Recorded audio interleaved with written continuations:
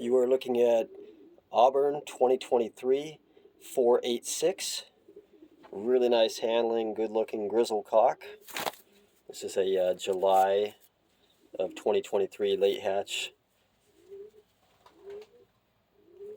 This is a medium, it's for a cock, medium small, a little bit longer cast, which I always prefer. Nice one pin tail, strong back, a lot of vibration to this pigeon in the wing and the muscle. You can probably see it right now in the video. He's buzzing, very high strung bird.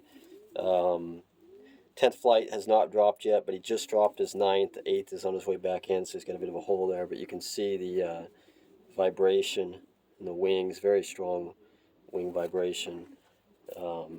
Very good muscle on this pigeon as well, but one thing you notice when you pick him up, besides the fact that he's aerodynamic, streamlined, nice muscle and all that, is just a lot of kind of tension and just a lot of vitality to him. Just really got a buzzing feeling to him. Very high-strung bird, so he's a little bit on the wild side. So if you don't really like wild birds, be aware. But for my families, both families I've had over the year, that wild kind of flighty response tends to be a good sign.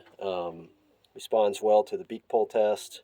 Does not like to be held. And then another one that does what I want him to do on this, which from not just breeding my own pigeons, but from handling a pretty good sized one loft race for well over a decade, the beak pull test is something I really look for.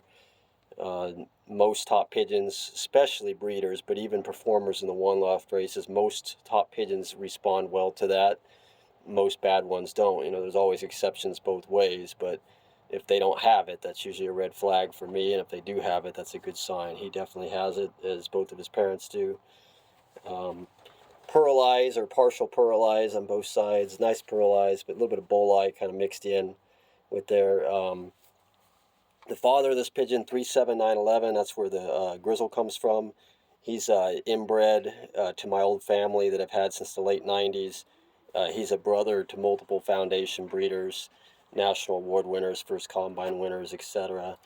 The mother of this pigeon, Hang 305, exceptional flyer, one of the absolute best pigeons I've ever flown, just an amazing performer.